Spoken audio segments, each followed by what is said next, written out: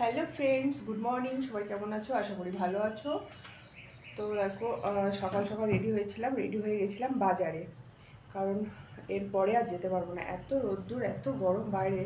তো তাই জন্য একটু সকাল সকাল গেছিলাম, সকাল সকাল বাজার থেকে চলে এসেছি। তাড়াতাড়ি রান্না করবো, তাড়াতাড়ি খাওয়া দাওয়া করবো। কারণ আমার প্রত্যেক দিন খেতে লেট হয়ে যায়। কোনো সময় তো বিকালেও খেয়ে নিচ্ছি, দুপুরে খাবার বিকালে খাচ্ছি, বুঝতে পারছো? বিকালে খেয়ে নিচ্ছি, তো তাই জন্য একটু তাড়াতাড়ি গেছিলাম। আর যা রোদ্দুর, যা গরম, এরপরে যেতে পারবো না। আর একটা কথা, তোমরা আমার ফিগারের প্রচুর প্রচুর প্রচুর প্রশংসা করেছো যে বৌদি তোমার ফিগারটা কিন্তু অনেক সুন্দর। তো এটা কিন্তু এমনি এমনি হয়নি, এর পেছনে একটা কারণ আছে। জানতে চাও কারণটা কি?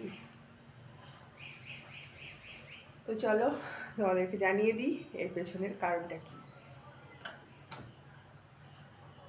এটা চেনো? এটা কি?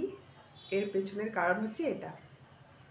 তো এটা খেতে আমি প্রচুর প্রচুর পছন্দ করি, এটা কিন্তু প্রচুর প্রচুর ভালোবাসি।